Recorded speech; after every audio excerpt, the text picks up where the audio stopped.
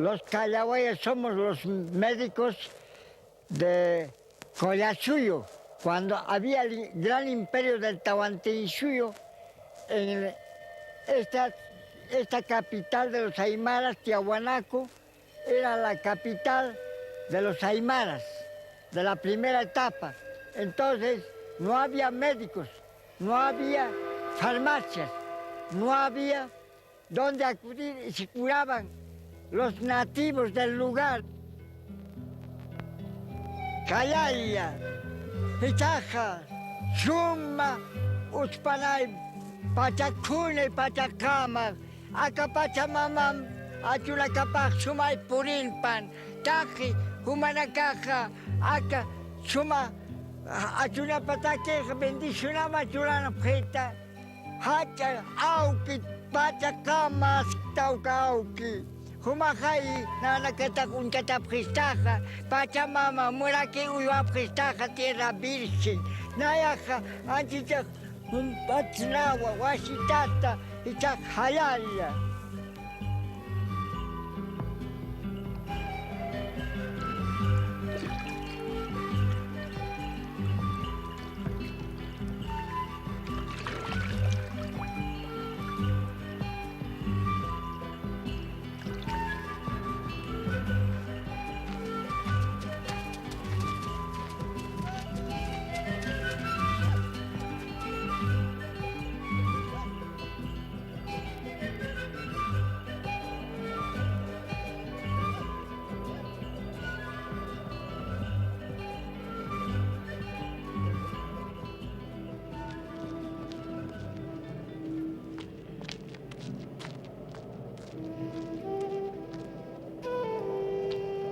No, no son simples caminantes. Son callahuayas, los más famosos curanderos, hechiceros, sacerdotes de una religión ancestral, eternos peregrinos que recorren los caminos de América, llevando en sus alforjas el remedio para todos los males. El secreto de su ciencia lo transmiten de padres a hijos desde los tiempos del gran Inca. El callahuaya es un nómada que viaja sin familia, recorriendo los pueblos, curando a los enfermos con plantas mágicas, repartiendo amuletos para evitar embrujamientos y practicando la hechicería. Gozan del prestigio de poseer facultades extraordinarias para descubrir el porvenir o las cosas ocultas, y por eso son temidos por los indios. Y por eso también les acogen como si fueran verdaderas jerarquías, y los alojan, les obsequian, les brindan toda clase de distinciones.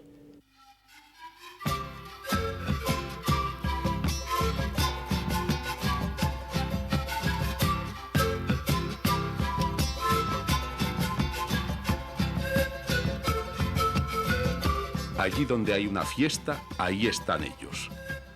No se pierden ninguna feria, ningún mercado, ninguna festividad religiosa del pueblo aymara.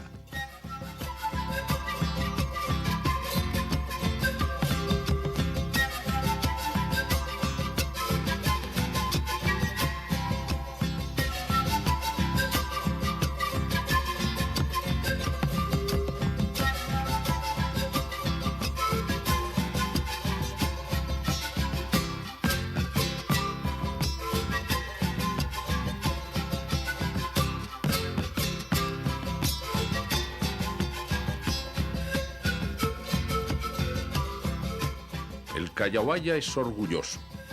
No se contenta con ser brujo, con ser curandero. Quiere estar siempre por encima de los demás. No olvida que en tiempos del imperio, él tenía el privilegio de portar en andas al gran Inca. E imbuido de esta autoridad moral, de sus poderes mágicos, siempre se mantiene a distancia. Y su presencia, para los demás indios, impone respeto.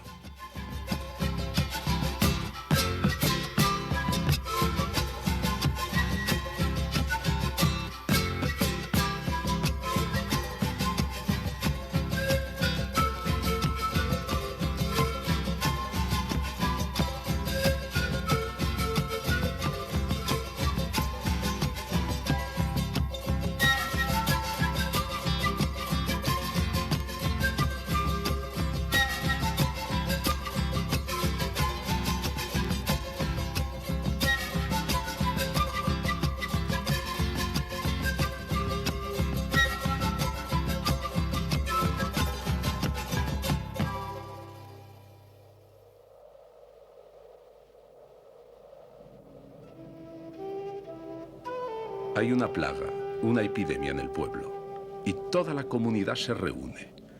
Se reúne y espera en la loma impaciente la llegada del callahuaya. Es como si esperaran el médico rural. Tardará días y días hasta llegar hasta aquí, cruzando el altiplano, escalando cumbres, buscando las sendas más rápidas. La consulta será al aire libre. Nadie duda del poder de este mago que con sus artes ahuyenta los maleficios.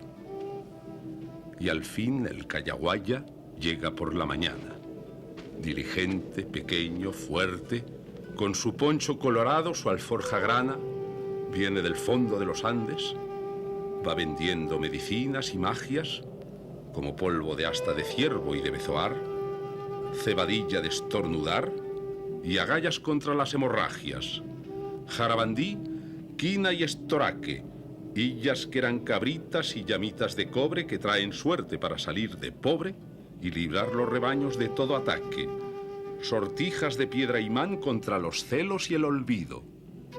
Echa su venta al pormenor, masculla su coca, soñoliento, indiferente al frío, al sol y al viento.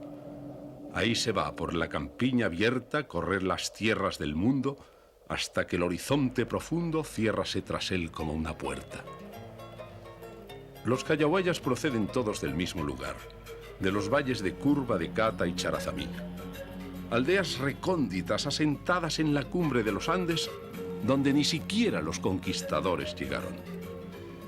Cuando los callahuayas salen de viaje, entonces empieza el drama para la esposa que se queda sola al cuidado del hogar y de los hijos.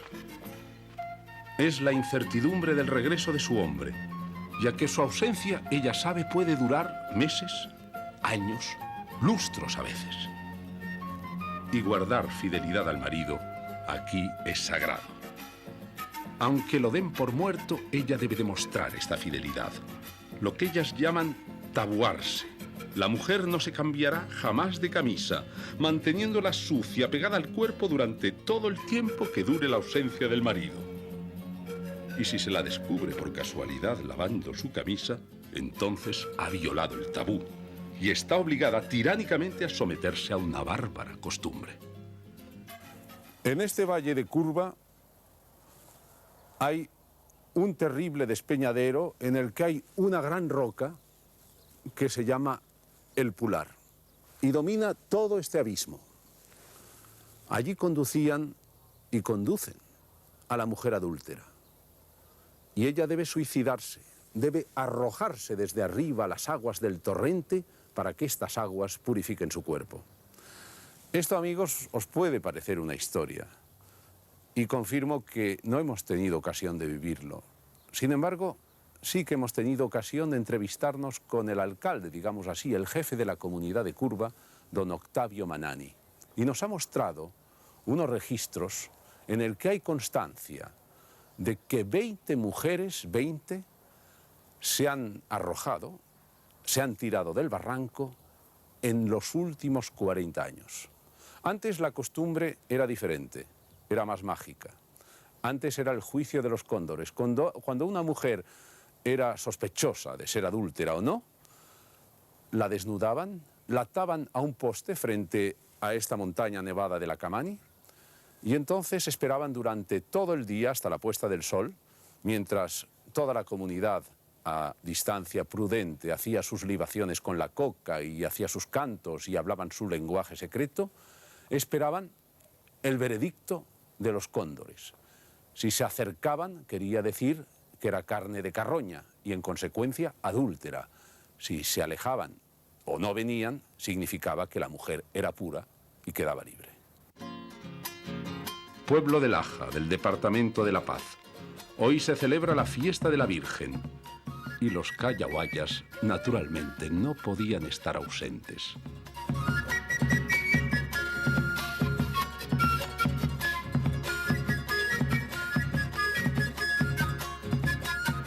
A primera hora de la mañana han tomado ya posiciones en la vieja iglesia colonial. De ahí va a salir el cortejo.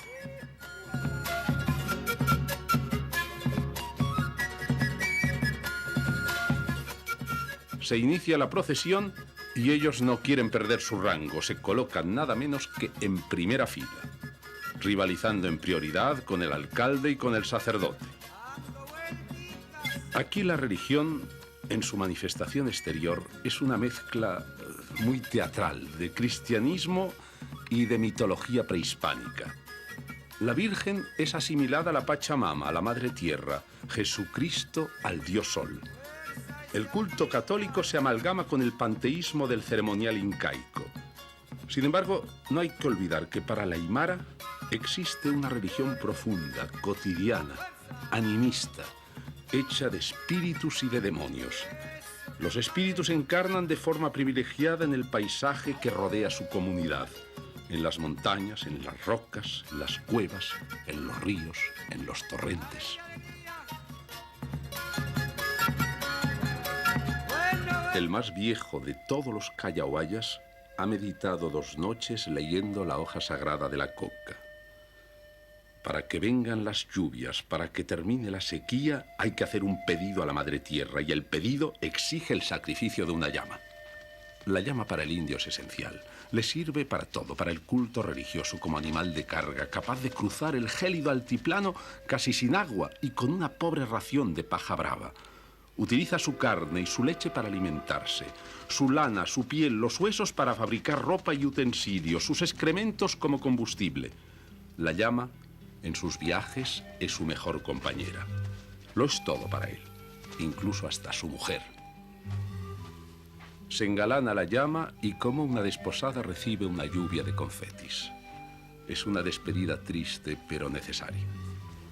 La llama, más que un animal doméstico, es un ser querido. El sacrificio en aymara es lo que llaman vilancha, que significa tributo de sangre. Ellos creen que el espíritu de la llama vuela al más allá, a lo eterno, llevando las súplicas y las peticiones de toda la comunidad. El anciano, el yatiri, el sabio, ordena se proceda al sacrificio, al degüello, y hace una invocación a todas las divinidades, a los ispas que representan la plenitud, la fertilidad animal. Ha nombrado a todos los cerros, a todas las montañas que le rodean, porque ellos son los abuelos, los antepasados, esos antepasados que se han materializado en piedra.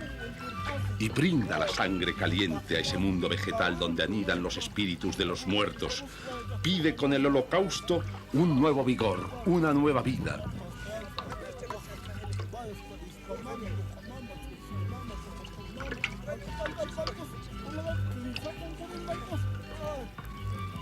ahorita está culiando que yo soy sobre acá de a mí charta se pone acá una caste uraki pingira kipan sirvir que ten acá chaki nakata que su cuando como nakata que ukat iri se mama angkutan kan maricos kuna kutamas sahar kam hawi lukamama. Embadurna con la sangre del sacrificio las paredes, los cimientos de la casa. Es garantizar la paz, la salud, la prosperidad para todos los que allí se albergan. Es la ofrenda al dios Kunturmamani, el cóndor halcón, el protector del hogar.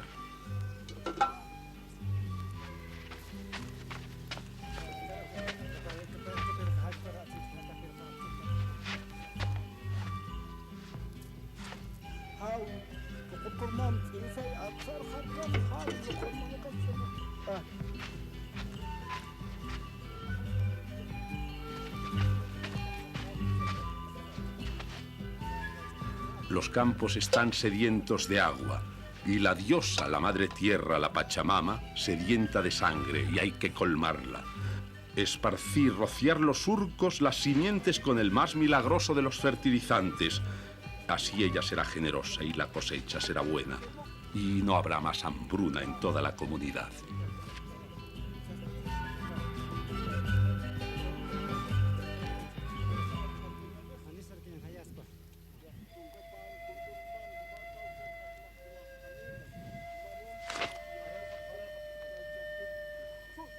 Una vez muerto el animal, se procede a carnearlo, separando a un lado la cabeza, la pata, las vísceras, el corazón, el hígado y los riñones, que serán enterrados en lo que ellos llaman la dulce mesa, una ofrenda que dedica el viejo sacerdote a la Huillampu.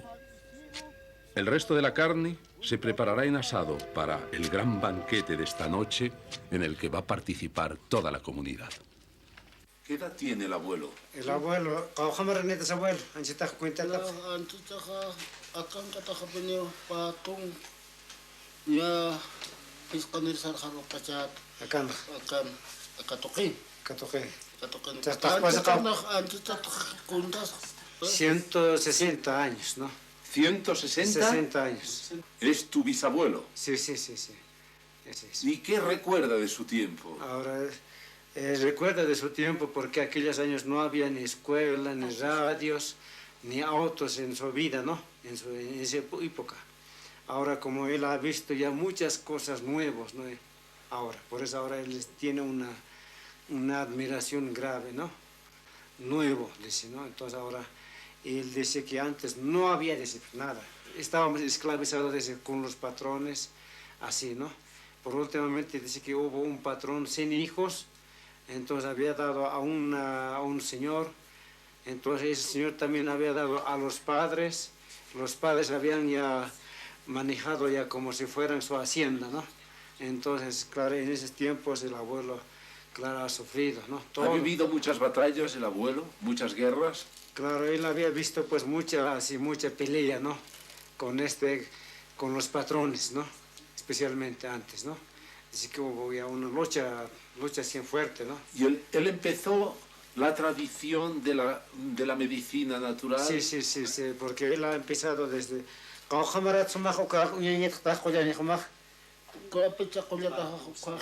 ¿Él fue el primero en la familia que empezó? Sí, él fue el primero, él fue.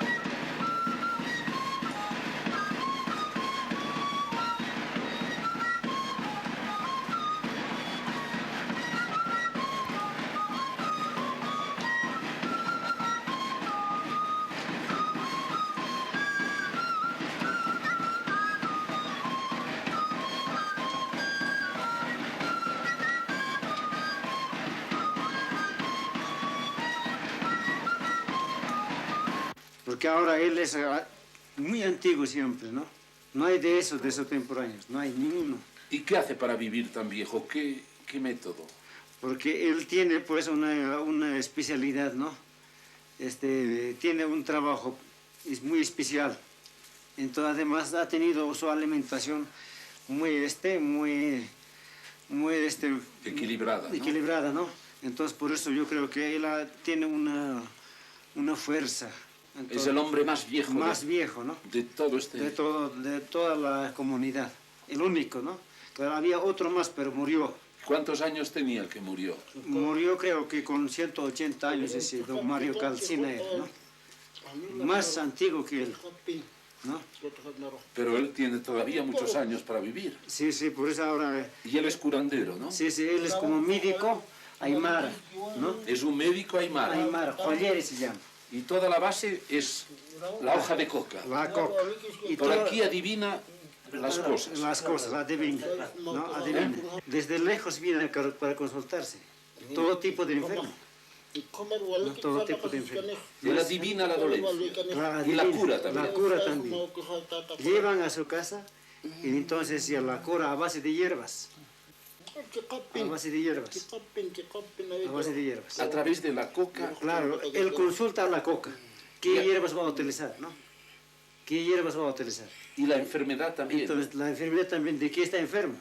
Entonces, al enfermo ya la utiliza para tal enfermedad, la cura. Sabino, vamos a hacer una experiencia. Le he pedido al viejo Cayahuaya, más que centenario, nos leyeran la coca el futuro de nuestro viaje.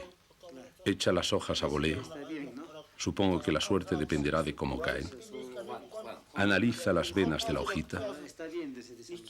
Su mirada parece contrariada. Y sospecho que nuestro destino no es muy halagüeño. Ve que nos desaparece algo vital, algo muy importante. Nos tranquiliza, nos dice que no es la muerte, pero es algo grande, pesado, un objeto. Ve que pasaremos días y días de angustia, pero al final sonríe. Hay alguna esperanza de que quizá lo encontremos. Hago este comentario cuando ya han transcurrido 2 meses después de la predicción y lo hago desde Madrid.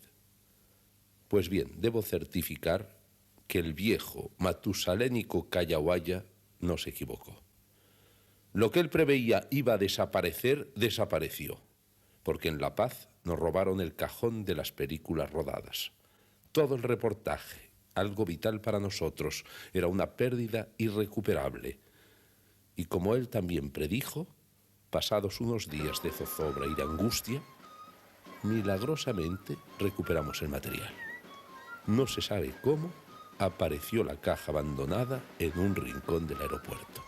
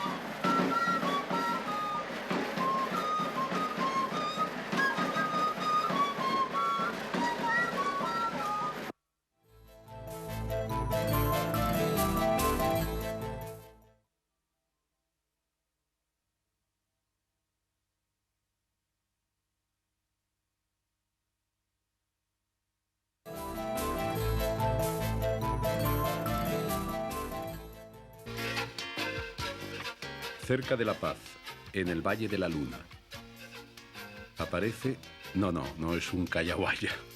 Es un compatriota nuestro. Un catalán que hace más de 20 años que vive en estas tierras. Se llama Javier Albó y es antropólogo. Yo nací en un pueblito llamado La Garriga, donde seguramente has estado, el año 34.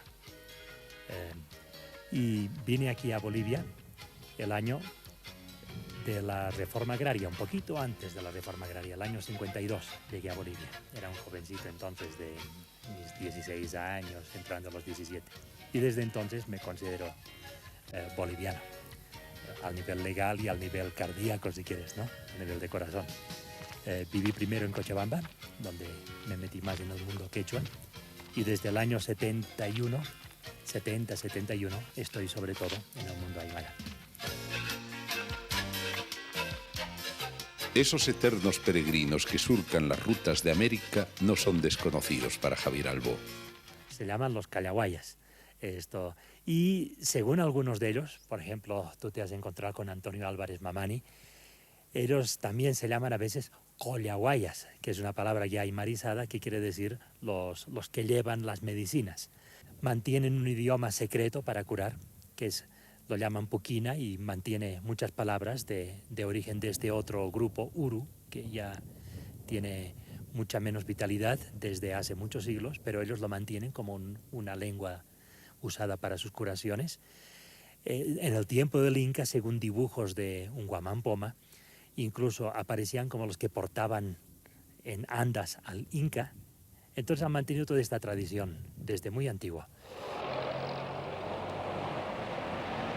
Aquí hay los mercados más fabulosos en lo que respecta a las extrañas y secretas mercancías que ellos manejan.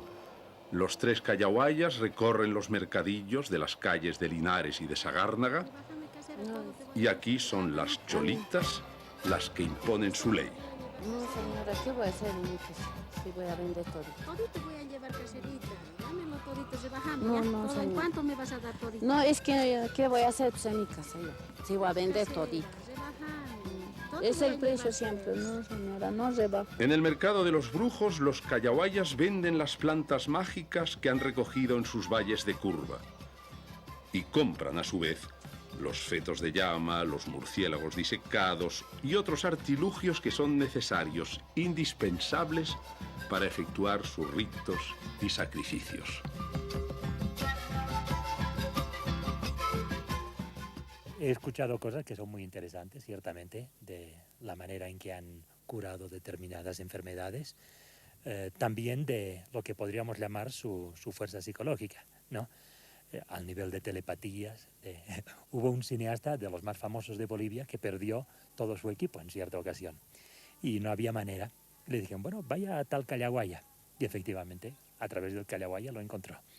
Es decir, no es puro cuento, pero es un esquema mental, de cosmovisión, etcétera, que es muy distinto del de los médicos. El eslogan patriótico para todo boliviano, como para nosotros Gibraltar, es tener una salida al mar, un derecho histórico que siempre se les ha negado. Sufren la claustrofobia de vivir encerrados en el altiplano y no les consuela esa maravilla acuática del lago Titicaca, ese Edén a 3.820 metros de altura, donde según la leyenda fue donde se inició la creación.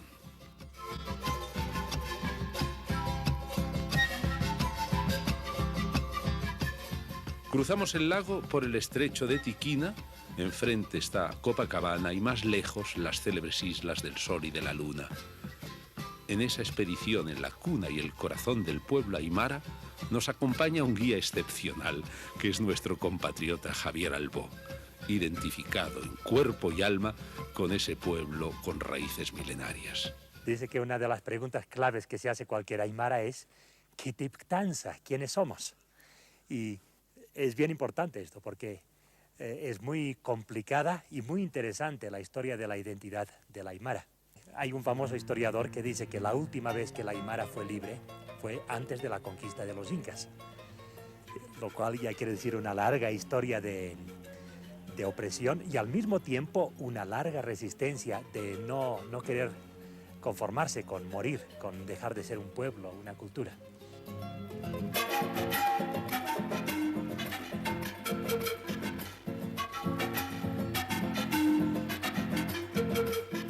Junco juncos y más juncos que crecen por doquier en ese lago legendario y que tienen su particularidad. Son comestibles, el tallo, y también sirven para construir las célebres balsas totoras con las que la aymara pesca en esas aguas que son ligeramente saladas unos peces muy raros, los ispis, las bogas y otros menos raros como las truchas, unas truchas asalmonadas que son gigantes porque hay algunas que llegan a pesar hasta 20 kilos.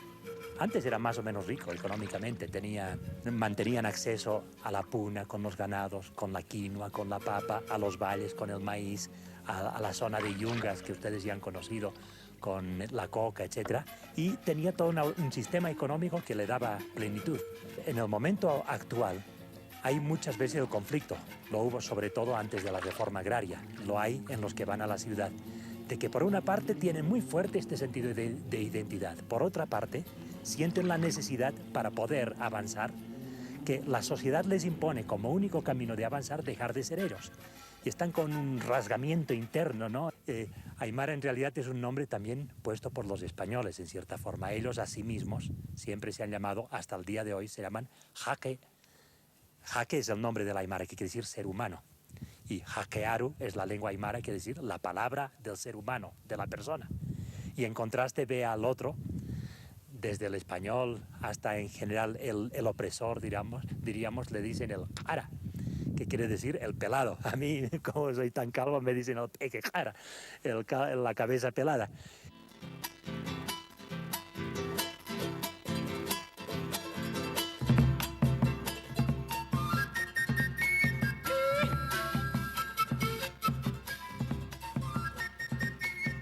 El germen de la rebelión, la búsqueda de la identidad nacional, nace en la capital, aquí en La Paz, en sus universidades, en sus centrales sindicales, en esta ciudad telúrica fundada en la más alta olla del mundo por un monje español, Pedro de la Gasca. Aquí flota en el aire, o en el poco oxígeno que hay, una hada caprichosa que transforma el modo de vida. Para los que llegamos es el soroche, que nos reserva una buena jaqueca. Los coches también la sufren, estornuda el carburador y el combustible arde mal. En el hipódromo los caballos no pueden correr más que 500 metros. Y los virtuosos de la música tienen sus sorpresas. Se rompen las cuerdas del violín y se desafinan los pianos. Hay electricidad en el aire. Los cabellos se ponen de punta, pero en cambio no hay bomberos en La Paz, no hay modo de prender fuego, porque es una atmósfera donde por falta de oxígeno las cerillas se apagan. ¡Fuerza! ¡Eso, compadre!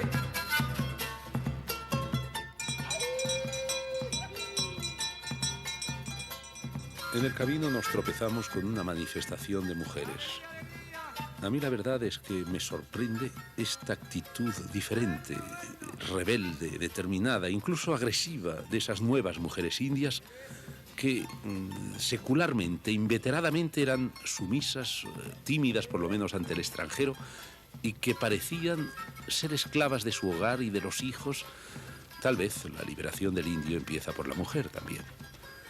Esta multitud de mujeres en esta colina es todo un símbolo.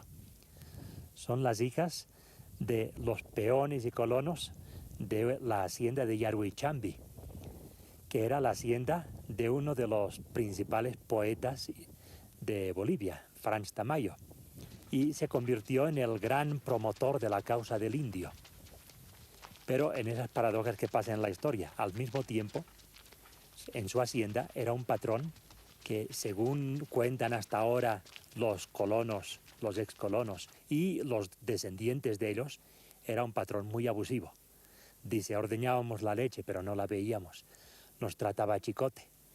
Y en esta hacienda, después de 30 años de reforma agraria, sigue habiendo un pleito muy fuerte de tierras, porque las descendientes, las herederas de Franz Tamayo siguen reclamando las tierras y los campesinos siguen exigiendo que sean suyas.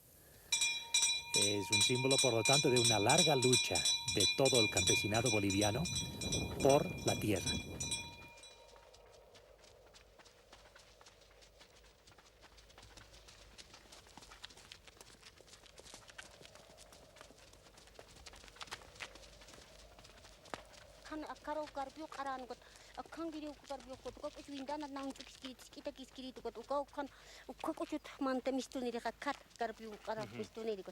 En el patio de la hacienda abandonada, la mujer aymara, yo imagino que debe ser una líder, nos cuenta en su lengua la sacrificada vida y la explotación que antes sufrían por parte del patrón y de los gamonales. Trabajábamos, dice, de sol a sol. No había sábados ni domingos. Aquí estaba el establo, allí la quesería. Nosotros ordeñábamos las vacas, pero no bebíamos ni una gota de leche, ni comíamos un pedazo de queso. Nos trataban como perros a golpes de látigo. Los recién nacidos morían, la mayoría, por falta de cuidados. Los niños no aprendían a leer ni a escribir, y de pequeños ya se les hacía trabajar en el campo. Ahora queremos que esta hacienda sirva para que nuestros hijos no sean analfabetos, y por eso la hemos ocupado y la hemos transformado en una escuela.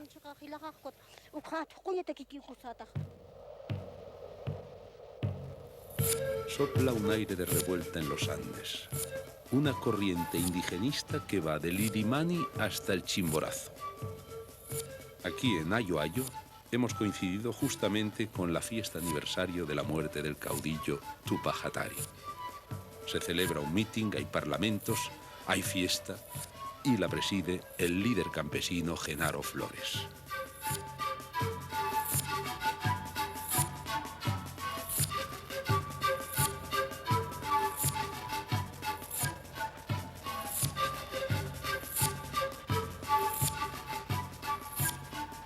El Tahuantinsuyo, el reino andino, ya no es un concepto abstracto.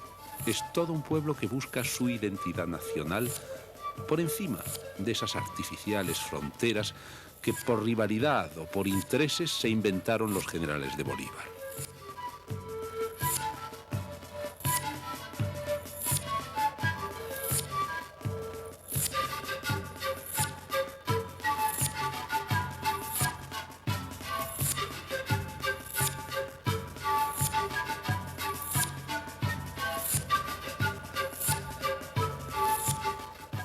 En medio de la fiesta, un jefe aymara me dice con orgullo: somos un pueblo que, pese a haber sido vencido, roto, dividido, nunca ha podido ser asimilado. Y lo curioso, lo paradójico, es que nuestro espíritu y nuestra ley son terriblemente democráticas. Pues sí, es tremendamente democrático el aymara, pero con su estilo de democracia. Se podría decir es una democracia rotativa, ¿no? En que todos tienen que participar un poco en todo. En cierta forma es como un constante con cualquier cosa que tiene que hacer uno dentro de la comunidad, es como un convenio con el resto de la comunidad, un servicio a la comunidad. Los cargos para un aymara son una carga, en cierta forma, no es una posibilidad de lucrar y de mejorar o de ser superior. Y le dura un tiempo. Y los que ya han pasado por el cargo, en cierta forma, tienen el control sobre los que están pasando por el cargo. Quizás simbólicamente esto se puede ilustrar con la fiesta de principio de año en que hay el cambio de cargos. El que ha acabado el cargo principal anda lleno de panes, de fruta, de plátano, de todo. Parece un equeco, no sé si saben lo que es un equeco. Y baila feliz. Es como después de haber servido durante un año a la comunidad le viene todo el bienestar, la bendición. El nuevo está medio oculto. Y cuando están distraídos, el viejo le pasa el poncho, ¡pum! Le mete el poncho allá como, ya te he agarrado. Otro ejemplo, cuando uno critica mucho en las asambleas de la comunidad, es muy fácil que después, cuando llega, dice, a este le vamos a nombrar para que aprenda. De modo que, en cierta forma, la democracia llega a que todos tienen la responsabilidad, todos tienen la experiencia de haber pasado por el cargo y todos, en cierta forma, son un control. Incluso los que ya han acabado con el cargo, después, cuando son más viejitos, son los consultores constantes. Y en las fiestas es a los primeros a los que les sirven, porque son los que han escalado más arriba en todo el escalafón de estatus comunitario.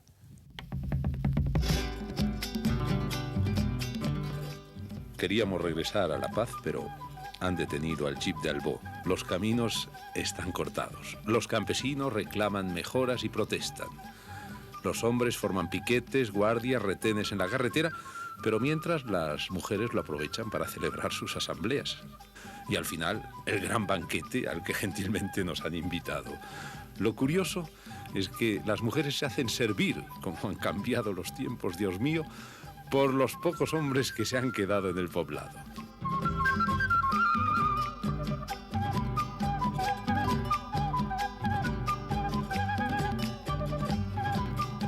Todo empezó el 15 de noviembre de 1781, cuando el líder Tupac Hatari, caudillo de la primera rebelión india, y siguiendo el ejemplo de Tupac Amaru en el Cuzco, fue condenado a morir descuartizado por 4 caballos en la plazoleta del pueblo de Peñas. En aquel fatídico momento, dice la leyenda heroica, que Tupac Hatari pronunció la frase lapidaria y premonitoria: «A mí solo me mataréis, pero mañana volveré y seré millones».